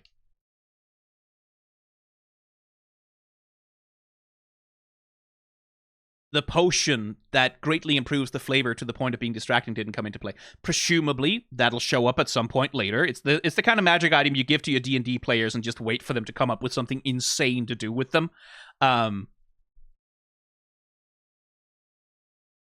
But it's another thing that makes this feel like it didn't tie itself up, right? Like, it set up all these things, and then none of it was really fully followed through on, which is like, yeah, that's the way it goes. That's the way it goes. All right. Not much use complaining about it, I suppose. I guess I just have to wait for season 2 like the rest of you. At which point, I might get to finally say something about Yasha as a character. That would be fun. Wouldn't that be fun? To have Yasha as a character that we get to say something about, instead of just speculating based on flashbacks? That would be lovely. Some character interactions, perhaps. That's a surprise tool that will help them later in literal years. Yeah, that's exactly the kind of shit. From a tabletop campaign, I think I'm 3.5 years into this tabletop campaign with the group I'm currently playing with. Around the first month, the DM gave me an artifact that would, like, allow me to survive lethal damage with 1 health. And then I never took lethal damage for 3 years. I never took lethal damage. And we all forgot about it until we were having a crucial boss fight at the most dramatic possible moment, and I get taken down, and I'm going to fucking die, because this, like, the room is on fire, the boss has knocked me out, and, like, is killing me. And then I remember, wait a minute, I have something in my character sheet. I have this memory of something in my character sheet, and I go and find it, and my DM is like, wait, no, what? You don't, what do you mean? Like, wait, I gave you that? He had to look through his own notes and be like, fuck, I gave you that. So it lets me survive lethal damage with 1 HP. I get 1 critical hit counterattack off, and we all get away. I was ready to die. I was practically giving my death speech. But that's tabletop for you. Like, that's tabletop. So, like, it'll come into play later, I'm sure, but...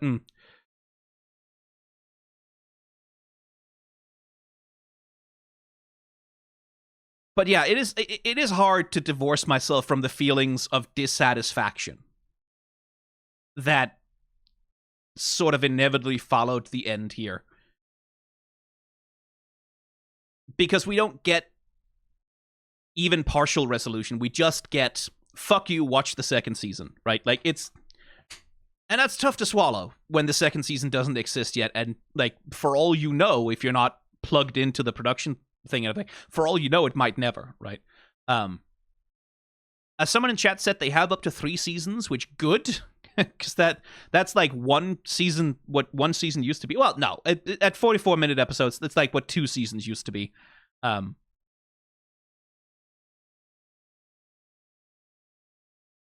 Ashley only really came online around episode 80 to 90. Yeah, I read something about that the player who was playing Yasha was, like, unavailable for a long time, and then had to sort of integrate back into the campaign sort of later.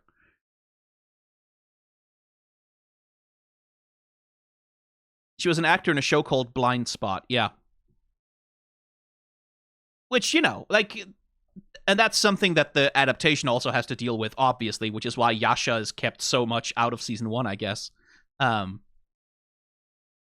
CR team is aiming for Season 2 to release this year. That would be cool. I guess we'll see. But anyway, yeah, good show. Good first half of a show. Good first half of a show. That's what this is. It's a very good first half of a show. And a very good adaptation of a D&D campaign. Like, I don't think I've talked about it enough, but adapting a fucking D&D campaign into something that works as, like, standalone narrative is non-trivial. That's a lot. That's a fucking lot of work. First of all, just to go through the whole campaign as it was, and then try and crunch that shit down, especially the cutting process. Like, how much shit must have gotten cut. I know also people in chat have been saying, like, they made a lot of changes to... Like, they've made a lot of changes to the plot and inserted scenes that never happened and, like, put a bunch of stuff in there, which is, like, necessary. And that's another thing that's difficult, right? Like, that's a difficult choice to make when you have a campaign that people love, with characters that people love. As a creator, you'll feel a pressure like, oh, these are all fan favorite moments and things that happen. We have to get them in there. But at some point, you have to go, this can't just be about putting all the fan favorite shit in there, right? Because at that point, you might as well just animate highlight reels and put them out as like little shorts on YouTube or whatever. Turning it into like a show that works is tough. That's a damn difficult adaptation process.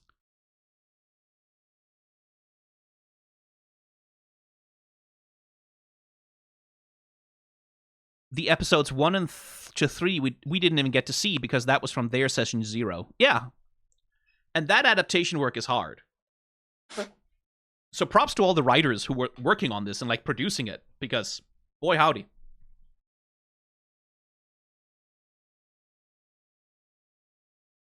That's a tough thing to get right. Okay, cool. I guess that was Mighty 9 Season 1. Feels weird to end it on this note, but it's the only note that's available. I have not really had a proper meal since breakfast, which is like 10, 11 hours ago. So I should probably go and have that. In the meantime, we'll do Witch Hat Atelier next, I guess. So become a member to see that early, I guess, if you want, or don't. You don't have to. Bye.